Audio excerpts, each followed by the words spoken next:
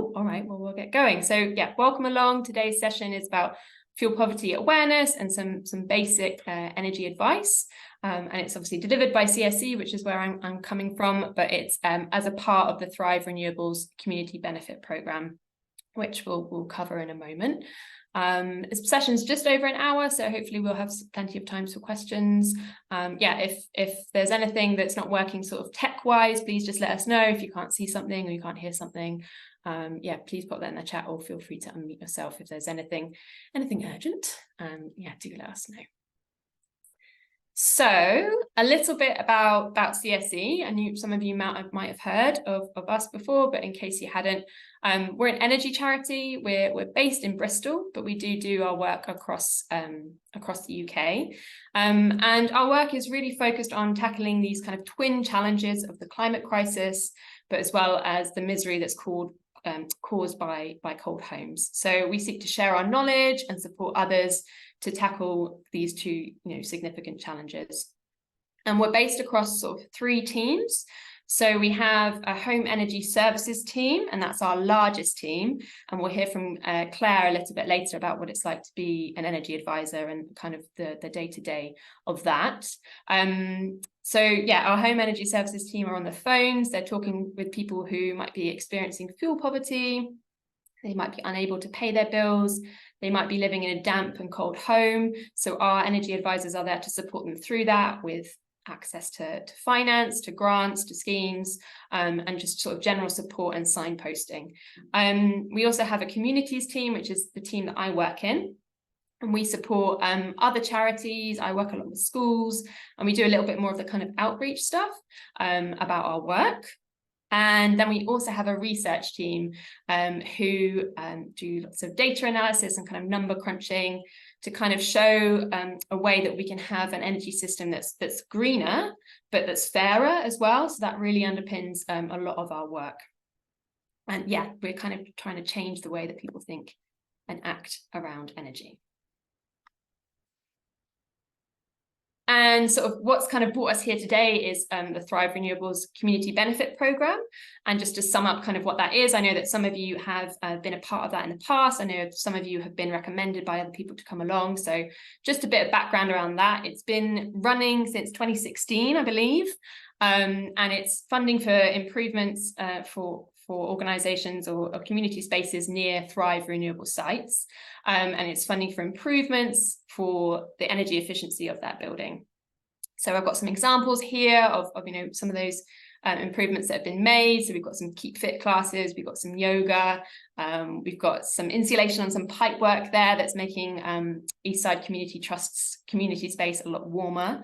And yeah, over the years, we've awarded over 150,000. That's more because we've just given out our latest round as well. Supporting lots of community buildings, and of course saving lots of CO2 emissions as well.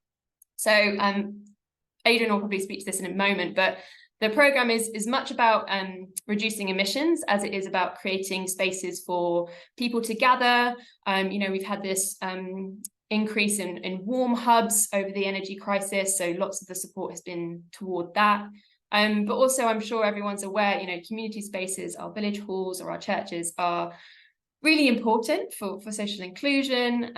We obviously saw that through the pandemic, lots of village halls becoming vaccination centres, lots of these kind of places are food banks. They're really a central part of the community. So it's definitely a huge win to help those communities save money and save CO2, but it's also a win for the community in terms of them being able to gather and support local projects. Adrian, I'll just hand over to you to speak a little bit more about Thrive. Thanks, Tess. I was going to say pretty much the same stuff. Thrive Renewables, we're a renewable energy owner and operator. We build and operate renewable energy projects around the country. There's a very small map on the screen there just showing the sort of geographical spread of the projects we've got. We've got a number of wind farms, a number of solar projects, hydro projects, recently battery storage projects, which are really important for just improving the energy mix on the grid as a whole. and the UK's first deep geothermal project down in Cornwall, which is a really important project for delivering baseload renewable energy into the mix as well. The community is really important for us. We're a values-driven business, and being a good neighbour to people living near our sites is really important. And that's really what drove us to develop the community benefit programme, and particularly targeting it to community buildings, like Tess says, that are really valuable spaces for people living nearby. And the intention really just plugging a funding gap, really making sure that funding was available for those buildings that didn't really have other sources of income, and really making sure that, as well as reducing carbon, it was managing costs and making those spaces affordable to run, and keeping the costs down, and making sure things like those savings could be passed on to the people who rely on them. And it's really good seeing a range of people from across the country on this call. I know that, like Tess says, some of you have engaged with our community benefit programme. Others have just been recommended. But it's funded measures from sort of basic things like insulation and draft proofing, right up to heat pumps and lighting improvements. And this is really the next stage, just offering training like this, this sort of awareness and education, really. So that's just really taking it to the next level, and really pleased that CSE are here to champion that and take it forward. So thank you everyone for joining, and I'll pass back to Tess. Thanks, Adrian. Fab. Cool. Okay, we'll get stuck into the more of the content now. So yeah, today is about fuel poverty, and I'm sure some of you have heard of it. It's become more and more prevalent, and you might have been aware of it in the news, etc. So today is really just a bit of a background, some context, but I also want to give you some kind of tips which you may well use for your own home, but also how to sort of communicate them within your community, because it is possible for communities to support that response to people living in fuel poverty. So I thought we'd start with the definition. So in England, we have what's called a low income or a low energy definition of fuel poverty. And this takes into account the energy efficiency rating of the property. So you might be aware all properties should have EPC certificates, which kind of give an indicator of how energy efficient that home is. So a household that's in fuel poverty will have an energy rating that's kind of lower than D, or higher, depending on how you look at that. So that sort of takes into account what the property is like, but it also takes into account the disposable income of that property, of that household, sorry. So it's kind of a twin definition, really. The government do have kind of a target around this, and this is sort of to ensure as many homes as possible are EPC rating C by 2030.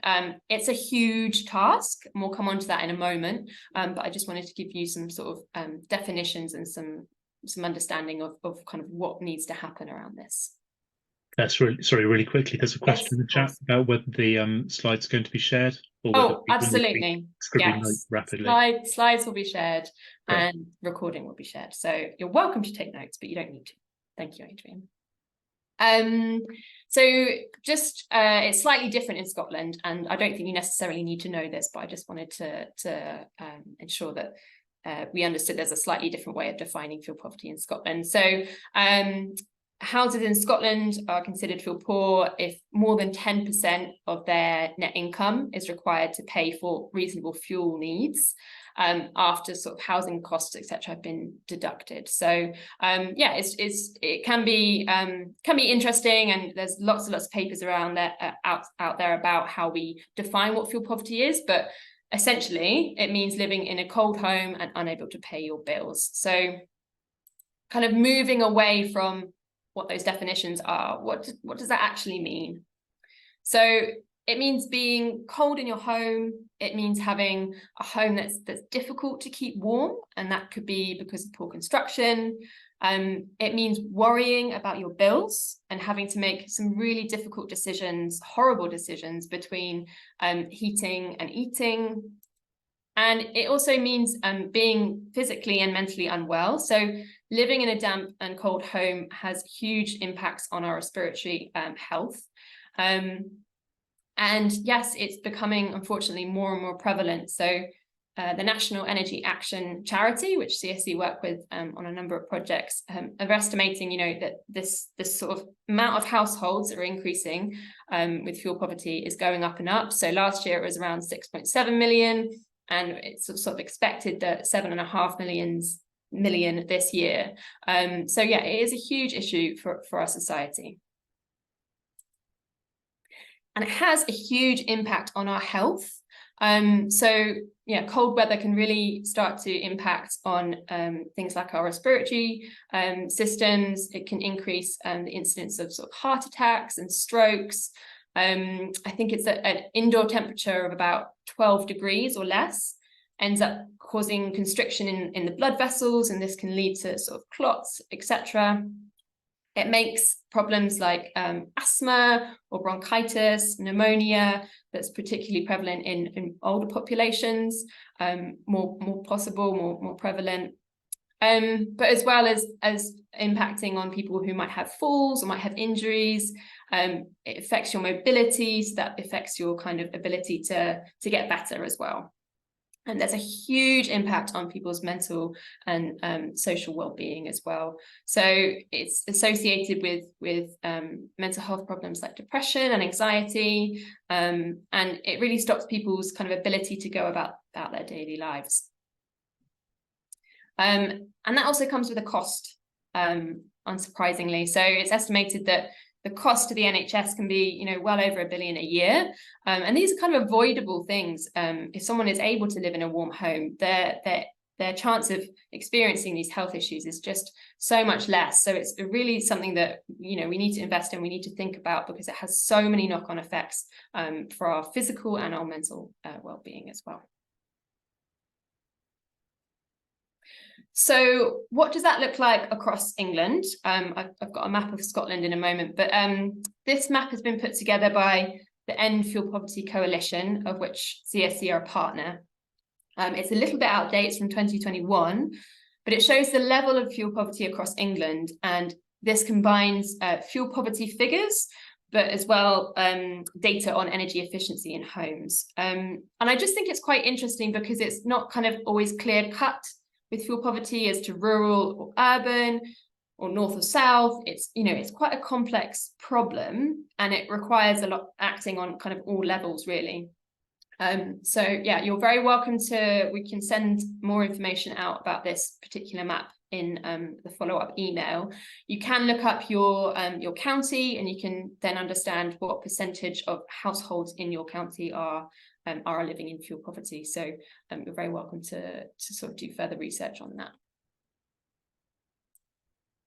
And this map in Scotland, created by a charity called Changeworks, and that just shows the extent of the distribution of cold homes across Scotland from a house condition survey. Again, sort of just understanding that there are sort of little pockets of fuel poverty as well. Yeah, it's a really complex issue, understanding, housing and incomes as well. But yeah, just to illustrate that it is impacting communities across England and Scotland. So some of the kind of causes, what's sort of driving this, and you've probably seen a lot of the press around it. And really, so we're looking at, our current cost of energy and that kind of like fluctuation in prices. Energy prices have more than doubled since 2020. And we're currently in a bit of a kind of a flux situation. And the rise in energy isn't necessarily down to one factor, but we've seen things steadily kind of contribute to it over time. So obviously there's the recent invasion of Ukraine, which meant that, gas networks across Europe have been disrupted. We also had an impact from the post-pandemic demand. As sort of economies came back, the demand for energy went up. And that kind of puts us at like kind of the mercy of the markets almost. So there's kind of lots of factors contributing to this, but the rising cost is obviously going to cause fuel poverty. Insufficient income. So this kind of lives along this cost of living crisis. So things like wage stagnation and people just not being able to earn enough means that more and more people are going into fuel debt and fuel poverty. Inefficient homes. So our housing stock is pretty rubbish in comparison to lots of our European neighbours. There's lots of older housing stock, and it's just generally less well insulated. And we also have like a really diverse range of houses as well. So there's rural, there's hard to treat homes that are going to cause this as well. And some of these things, which we'll come on to in a bit, is about kind of not understanding your meter, not understanding your bills, not understanding your control system. So some of the work that I'm sure Claire will talk about in a moment is just people not having that knowledge around how to keep their home warm and how to keep their costs down. And this just really sort of shows that it's kind of a vicious cycle, and illustrates this is the kind of cycle that we at CSC are trying to disrupt. And we're looking to try and tackle these causes in various ways, whether that's helping people find schemes, seeing if they're eligible for financial support or discounts, or talking to them about the way that they can use their heating. It's really difficult because if you don't have the money, you can't heat your home, and that leads to, as I said, those problems with, you know, condensation and damp, being cold in your home, or you choose to heat the home, and then that means that you're running into debt. So it's really difficult decision for people to make. So who is affected by fuel poverty? Probably doesn't come as much as of a surprise as to, you know, the demographics on this list, but all of these will put you in a position that makes you more likely to be in fuel poverty. So the private rented sector, it's often quite difficult for tenants to have any ownership or autonomy around the energy efficiency of their property. That makes it more likely for you to be in fuel poverty. If you're off gas, perhaps oil or wood burners, that's not as easy to understand in terms of, you know, energy efficiency. If you're on benefits or low incomes, if you're elderly, if you're over 65, if you've got any health problems or disabilities, this is going to put you within that sort of risk category. If you have a PPM, sorry for the acronym, so that's a prepayment meter. You might have seen sort of recent news around this, but often that can put people into debt more quickly. There was a recent regulation that's been brought in to ensure that those who have prepayment meters are charged in line with those who pay by direct debit, which is a good thing, but certainly having one of those might put you at risk. Yeah, if you're living in a single parent household as well, just being able to support your family perhaps on one income, that's going to make things a lot more challenging as well. And then finally, as we kind of said with the definition, if your property has that low kind of EPC rating, your costs can more than double from that standard of A to G. And then just a note on kind of linking these two. So fuel poverty and climate change, which is what we kind of want to tackle here at CSE. They're kind of two problems, but they kind of have the same solutions. And I just wanted to kind of point that out, I suppose, that, you know, our energy use in our homes can account for up to 20% of the UK gas emissions. So we need to reduce this to meet our climate change targets and deliver a better future for everyone, for future generations. But we also need to do this to ensure that people experiencing fuel poverty aren't put at a loss as well. So there's kind of that balance really between, we don't want people to be, we often say, heating the sky. So if you live in a really if you really live in a really badly insulated property, for example, sometimes you're turning the heating on and it's just going out of the roof. So that's obviously not good for the person in the property, but it's not good for the planet either. So yes, it's just sort of to reiterate that these two problems have the same sources really, but also have the same solutions.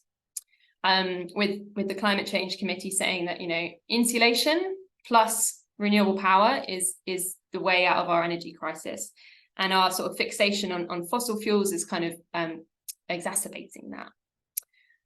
So yeah, just to kind of link those two, and to show that both can benefit from insulating, both can benefit from having more renewable power. So yeah, finding solutions to fuel poverty in the short term, but also that decarbonisation in the long term.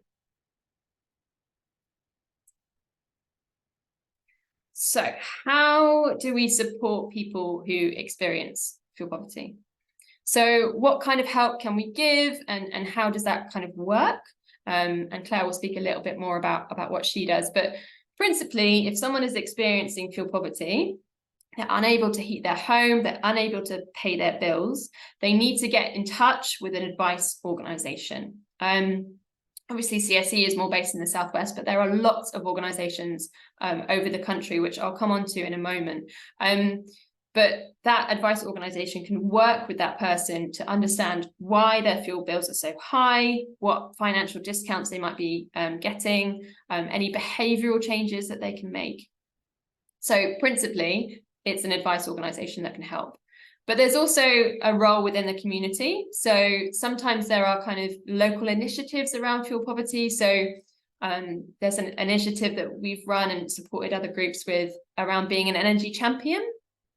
So an energy champion is someone who has that kind of basic understanding around energy efficiency and fuel poverty, and can just support the community to signpost them onto that organisation. They might be able to give tips around advice and behaviour change.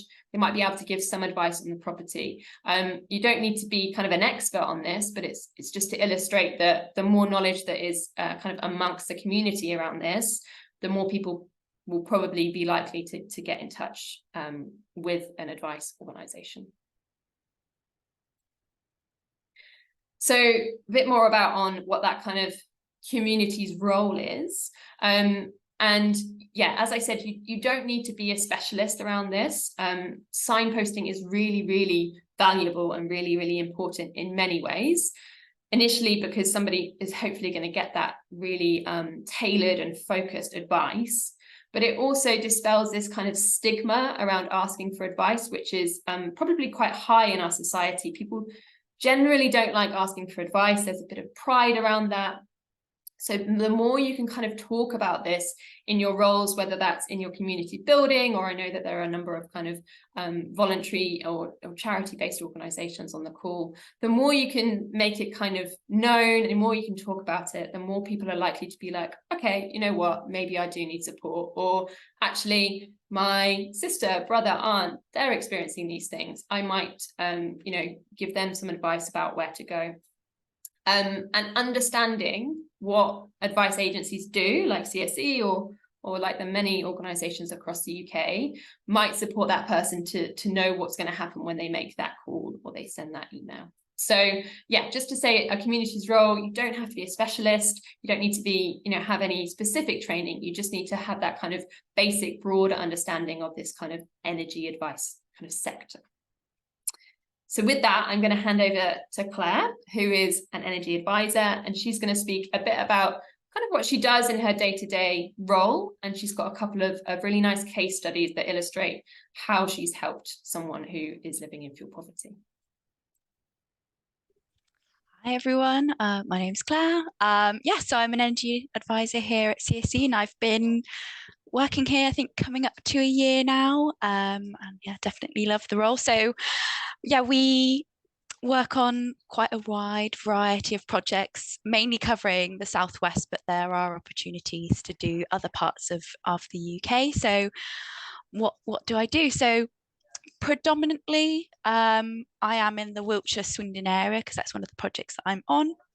And the majority of my time is spent on advising on the phone rather than in person.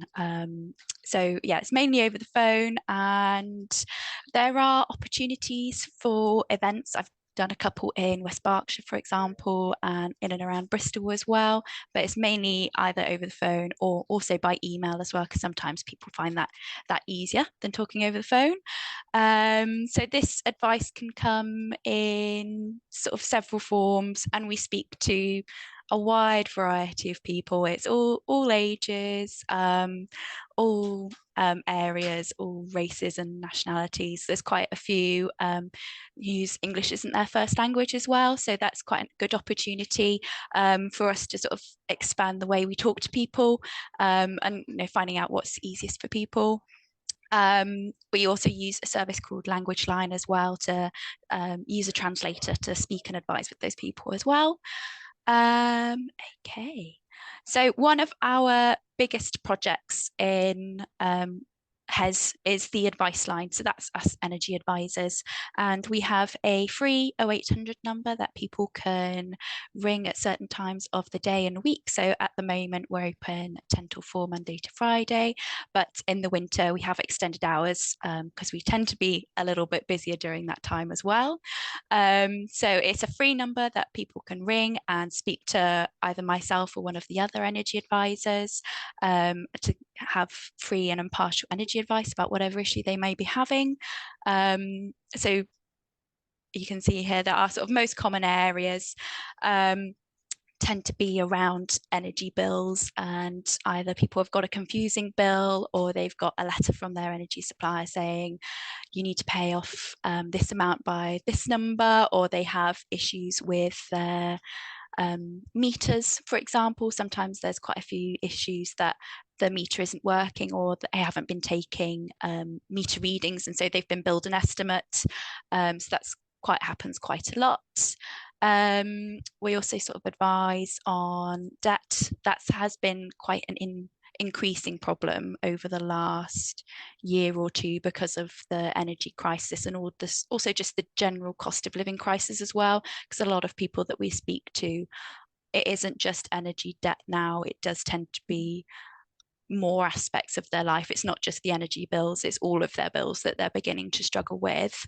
We also a lot of tips and tricks around the home as well, sort of ways that people can save on their energy bills, quite a lot around heating, especially in the home, making sure that people have their heating controls set correctly, as well as night storage heater controls and economy 7 tariffs. Those can be quite confusing for a lot of people because of the different tariffs that people are on. But yeah, we generally advise on all of those topics, and who we advise is based off area at the moment, and also several characteristics. So for example, a lot of our the people that we speak to in the southwest, so Devon and Cornwall, will be because they're on the priority service register with their district network operator. So this is a free register that people can sign up to for extra support in the event of a power cut, so they get prior warning, and it also means that they get to speak to us as well at some point if they want to, for some extra energy advice. Okay, we can also, quite a big issue at the moment does tend to be issues with energy suppliers. So this is that they have a complaint for whatever reason, that they feel that they haven't been treated fairly or their bills are wrong. So we do get the chance to look at energy bills and double check that it's working correctly. And there's quite a big role of being an investigator to ask the right questions over the phone and sort of dig into it a little bit more about why it is someone might have a really high bill, if that's behaviour, if it's because of meters, if it's because of a certain appliance in the home, for example. All of those things can have quite a big impact on someone's bill. But yeah, we've also seen quite a big increase in people coming to us for our services because of the cost of living crisis and just all of the financial difficulties that people have been having at the moment. So next slide, Petus. Okay, so how can we generally support clients? So most of the time, we can solve a lot of people's issues in one phone call. So for example, someone would phone the advice line, speak to myself or a colleague. We'd ask loads of questions, sort of speak speak through it with them, and find an issue with their bill that they haven't been taking a meter reading, and the bill that they've gotten is too high because it's an estimate. So that's something that can be resolved quite easily, and that sometimes only requires one phone call for everything to be fine for them. There are instances where someone needs more in-depth support. So we do have caseworkers here to do more in-depth, long-term casework where someone really needs a bit more support on that. But we also do signpost ourselves. So you can signpost to us, but we also do signpost to other people. And some of the biggest ones tend to be Age UK, Citizens Advice and Step Change, as well as some housing charities as well, because there's a lot of issues, especially in the rented sector, where people are sort of having disagreements with their landlords about insulation and keeping warm and things like that. So those are the big ones that we tend to refer to quite often. We also make quite a lot of referrals to installers as well. So these are installers who can access different types of government funding for funds and grants towards renewables and insulation. So that's one of the case studies I'll just talk about in a minute, but some of the big ones at the moment are Eco4, or Energy Company Obligation, as well as the Great British Insulation Scheme, and there's another one called Connected for Warmth. And these are all schemes people can access through installers to get loft insulation, cavity wall insulation, solar panels and new boilers and things like that. So those are the things that I advise on daily as well, how people can access them, and double checking if they're eligible for them as well, because that can be a little bit complicated.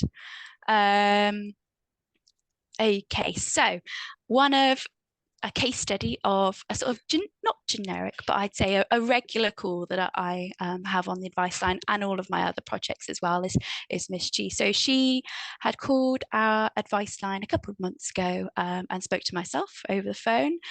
We did our sort of basic sort of generic energy advice, where we look at their heating system, making sure the controls are set correctly. We look at appliances in the home, making sure they're energy efficient, savings that could be made on generating hot water and bathing and showering, things like that. But she had called in with a very specific issue, that she'd recently had a new baby, and she'd sort of been putting it off for quite some time, that her heating system definitely needed an upgrade. She had an old back boiler that was working intermittently for the last year and just wasn't really working properly. And so she didn't have regular hot water and regular heating, and her property itself was just not very energy efficient either. So she had an EPC of E, and she had very minimal loft insulation and no cavity wall insulation. So I talked to her over the phone. It was quite a long call. I'd say around 35 to 40 minutes that I spoke to her,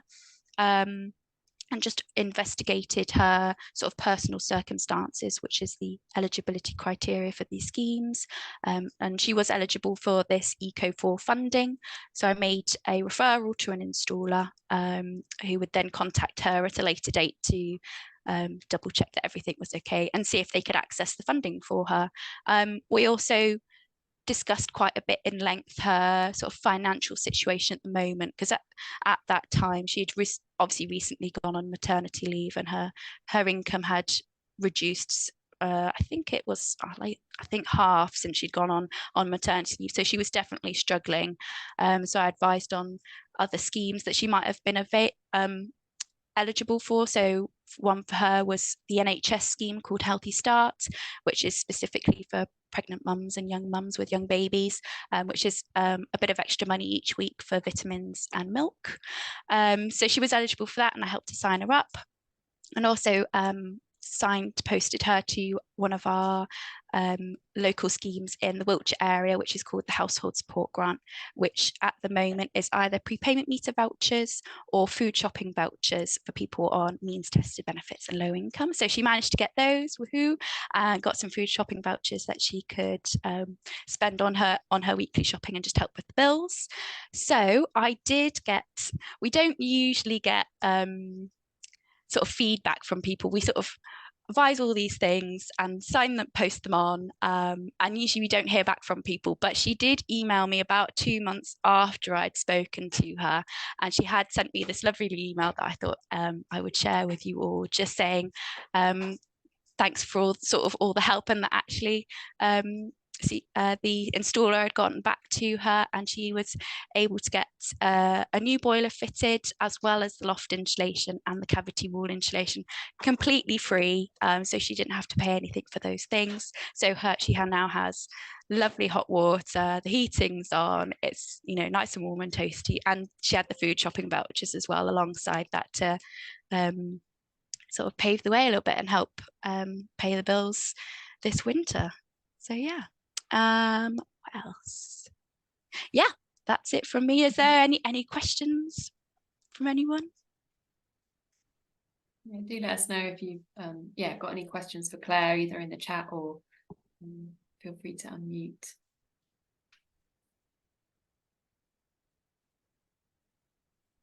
But hopefully that gives you like a good understanding of what an energy advisor does, and how signposting someone to an organisation can really help.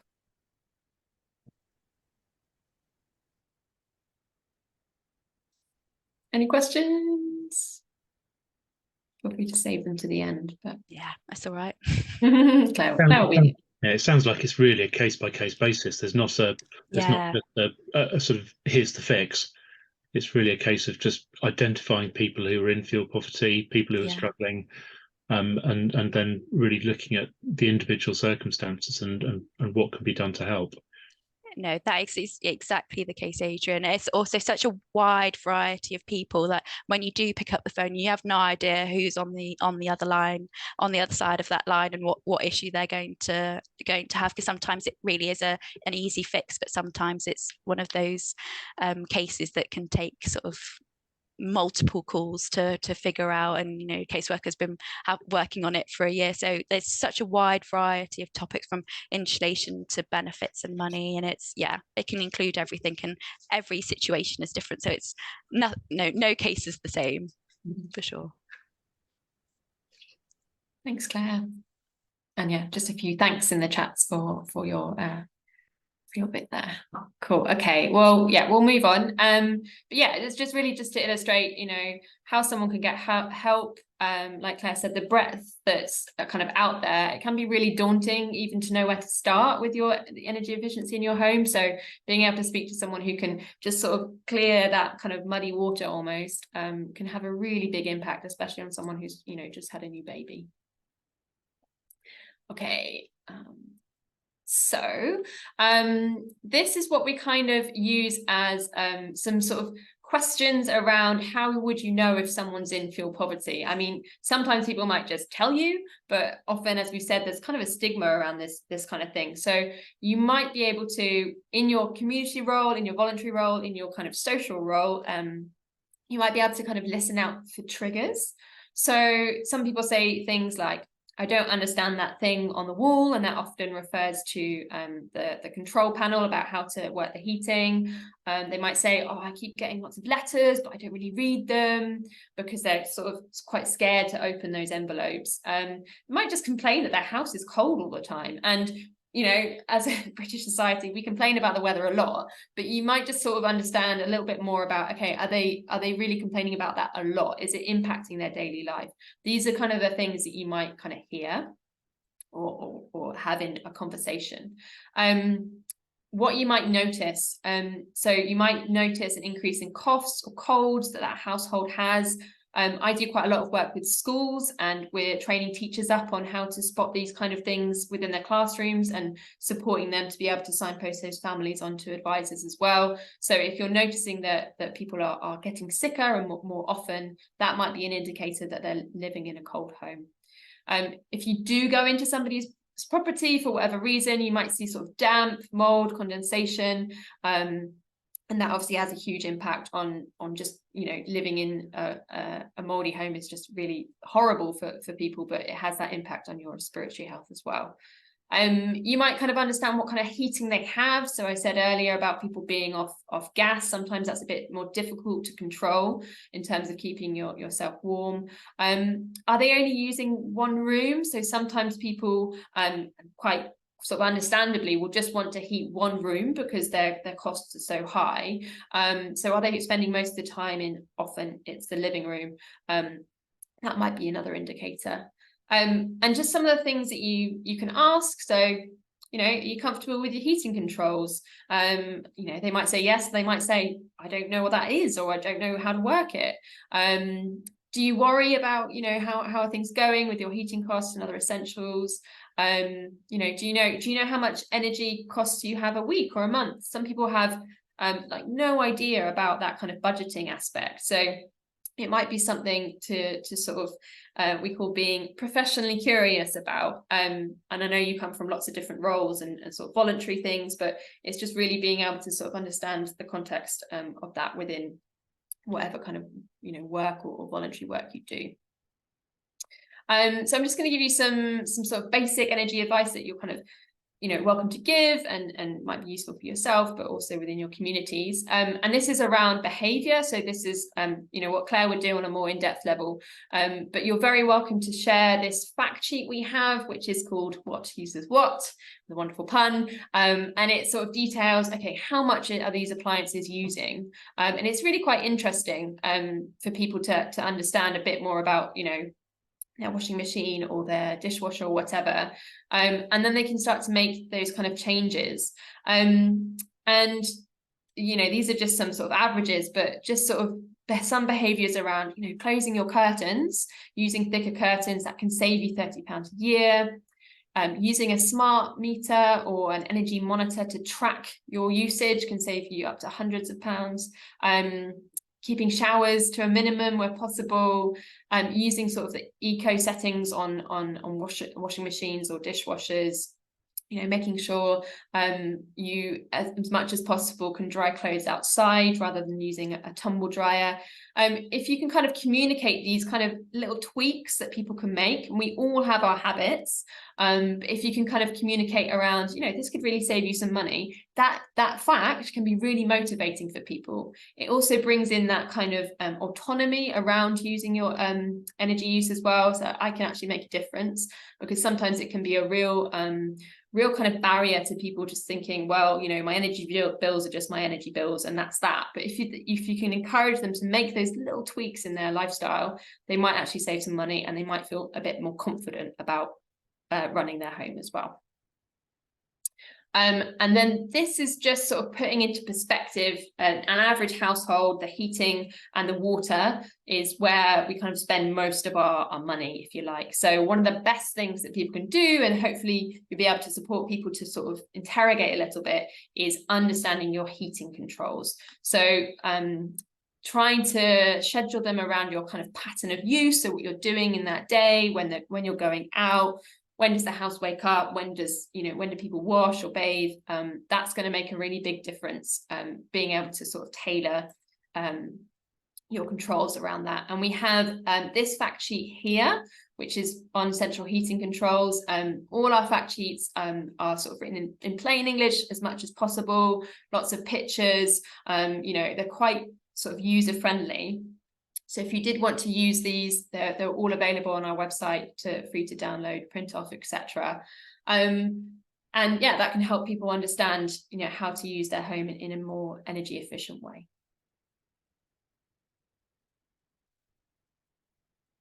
And then a bit around that kind of financial support. So I just wanted to make a note on the energy price cap, and some of you will be aware of this, but this cap is set by Ofgem, it's the energy regulator. And it was originally kind of set so that energy suppliers couldn't charge sort of extortionate amounts for users and sort of protect people a little bit. And the price cap is in place to do that, and it's announced every 3 months, so it does change quite a lot. And we're now seeing with the latest announcement that a typical household will pay £1,834 per year, and that's down a little bit from last year. So that's a good thing. However, there are a couple of notes with this. It's good that energy prices are very slowly coming down. For starters, a typical household. So a typical household in this scenario is based on someone who has gas and electric, and they use direct debit to pay their bills. So nobody is typical. And if you are at home more often during the day, perhaps it's because of your mobility issues or any sort of health conditions, it means that you will use more energy. And this is a cap on the unit of energy, not on your bill. Okay, so if you use more energy, and like I said, some people who need more energy for their health conditions will use more energy and will have to pay more. So it's very important to make sure that that kind of ceiling is not it's not fixed. If you use more energy, you'll pay for more energy. So the cap is only related to the unit itself. Also, this year, we don't have this universal energy support grant that we all received last year, around £400. So that's significant, because whilst prices are coming down, we haven't got that additional kind of cushion. And as I said previously, our energy bills are nearly double what they were in 2020. So this means that lots of people this year are still going to really struggle to pay their bills. Also, standing charges have increased by up to 50%. So that's the amount that you pay to be kind of connected to your energy supply. And as Claire was saying, debt is really significant, and people have brought that on from previous years as well. So they're kind of, whilst energy prices are going down, there's still a lot to be concerned about with regards to people paying their bills this winter. So I just wanted to quickly run through a couple of kind of national schemes to be aware of. And hopefully you're just able to share that with your communities, your friends, your families. You don't have to know exactly each one, but just understand that financial support is out there, it exists. So there's the Warm Homes discount, which is £150 off your electricity bill. In England, this is automatically applied through your benefits. In Scotland, it's slightly different, and some will be automatic through your benefits. It depends which ones you're on, but some of you will need to apply for that. So that's really important. It's kind of means tested, so certain benefits or certain conditions that you might have will help you get the Warmer Home discount. There's a priority services register, which Claire talked about a moment ago, but there's kind of two kinds of these, and they're really important to be on, particularly for more vulnerable people, or if you're elderly. So the distributor PSR, so the distributor is responsible for this sort of network of power lines, of cables, etc. So for example, in the Southwest, it's Western Power Distribution, but it might be UK Gas Networks, it might be Scottish and Southern Electric. That's the distributor. Their priority services register means you get advanced warning of power cuts, priority reconnection, a generator potentially if the power goes off, and that's particularly useful if you've got, for example, any medicines that you need in your fridge and you need them to keep cool. Being on that list is really important for obvious reasons, and you also have that services number as well. And then there's also the supplier priority services register. So that's the suppliers who you'd pay for your energy bills, so E.ON or Octopus, for example. So being on these registers is just really important, and there's a lot of benefits to it. So the supplier one, you can have like a nominee scheme, so that's someone to speak on your behalf with regards to your energy bills. You can have more accessible bills, so in larger print or in Braille, and you can ask to have more regular meter readings.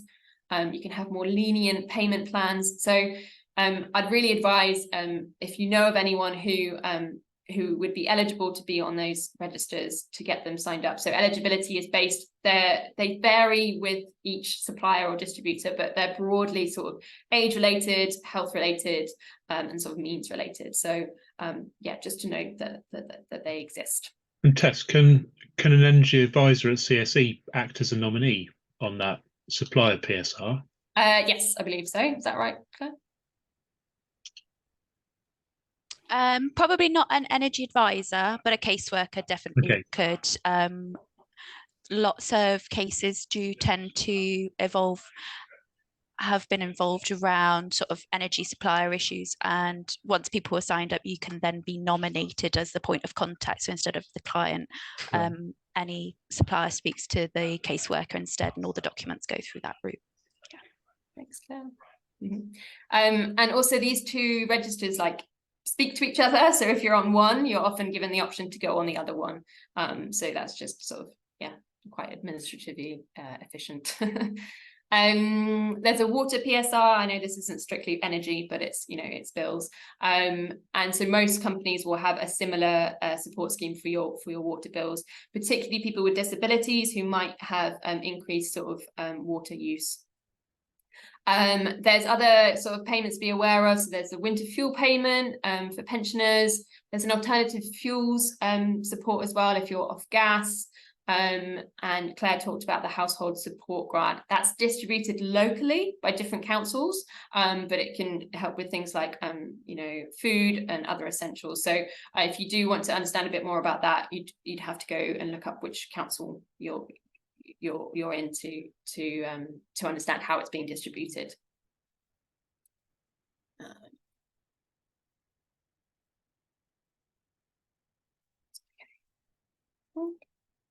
And then just quickly, so some basic energy advice around the home.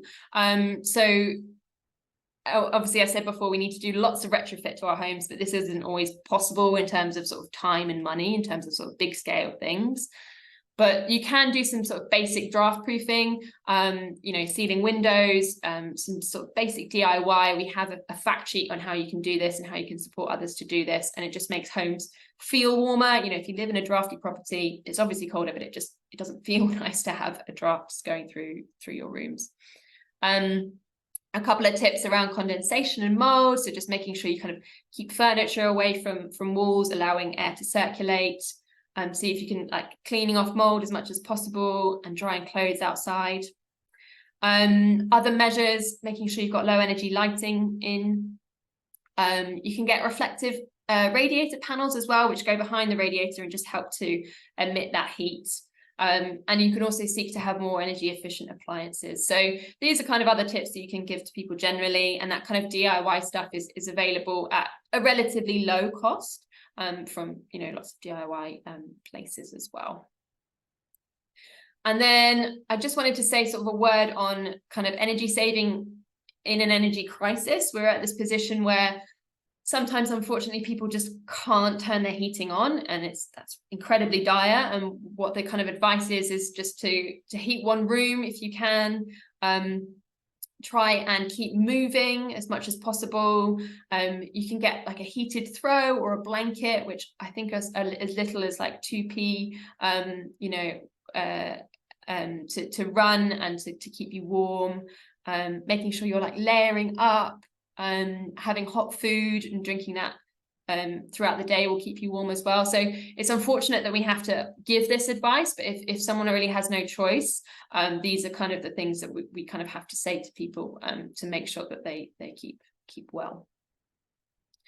So I spoke a little bit earlier about sort of finding an organisation near you, and obviously CSE has quite a lot of sort of dominance in the Southwest, but I know we've got calls from people all over the country. So I wanted to show you a resource that we've created specifically for Thrive.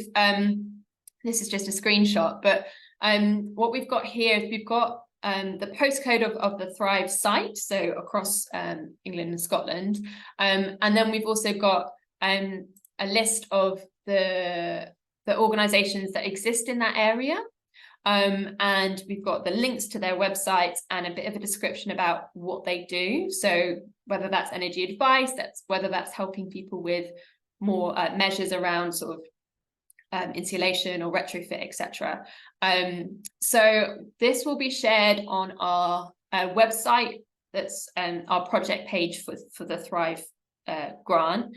So you're very welcome to use this and to share this with other people. So I think hopefully it'll be a really fantastic resource to be able to find and isolate the organisations that are doing the very similar work to what CSE is doing, but just might be in a different region. And how Claire described her kind of day-to-day life will probably be quite similar across the UK in terms of what an energy advisor does. They'll know the local schemes, they'll understand the household support grant, for example, because that's all kind of locally distributed as well. So yeah, this is there for you, and I hope it's really useful. If you have any questions around it, you're very welcome to get in touch. But there are some fantastic organisations out there doing really great work, and it's just good to know that they exist and that they are there. And then we've also got a number of kind of fact sheets, which I've spoken about a little bit on CSE's website. So these are also available in different languages. So we've got, I think, Polish, Somali, and Arabic. And like I said before, they're usually written in that kind of like plain English sort of way, so they're good. Yeah, they're easy-ish to understand because energy can be quite complex. So you're very welcome to use these. They're free to download and print, or just, you know, send around. And, you know, you might have a community centre and you could just use a couple of these and have, you know, a pile of them outside an office or wherever that people can just pick up and take home as well. And then I also wanted to just show you CSE's YouTube channel. So we've got lots of videos on there about all things energy, but we've specifically got some around supporting people with heating in their home. So I think sort of one of our most watched videos is how to set a program, a thermostat or a control panel, because they are very confusing, and it's really understandable that you know, you might not be able to do that. So these videos are only, you know, they're not too long. So feel free to kind of go have a look around our YouTube site and use them either for yourself to sort of better your knowledge or pass on to other people. And yeah, we'll move on to questions in a moment, but I just wanted to kind of detail that this is the first of 3 of our Energy Essential webinar series. So our next one is in November, and it's an evening session. So we tried to kind of vary them so that people could attend. Like today's session, it will be recorded if you can't make it. But in our next session, we'll be looking at more kind of community approaches to tackling fuel poverty. So we've got some case studies and some other groups that we've worked with. And hopefully it will give you a better understanding of how we can build sort of like, I guess it's energy resilience within communities in a more longer term kind of way.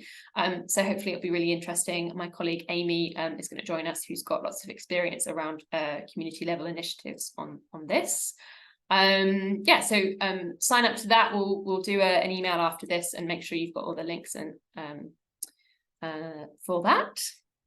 And then we've also got one in January, which will be more around your community building itself. So I'm going to have our retrofit manager come along to that, so he'll be able to give you some really good advice on your building itself.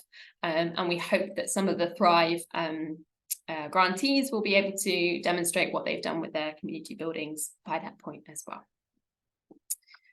Great. Yeah, just to say, keep in touch. You're very welcome to email us. If you are a grantee and you're starting those improvements, let us know how it's going. If you've got any questions, please do get in touch. Or if you're not within that bracket, that's fine. You know, let us know if there's anything about today that you have more questions on, and if you need more support. Yeah, okay, we've got a little bit of time now for some questions.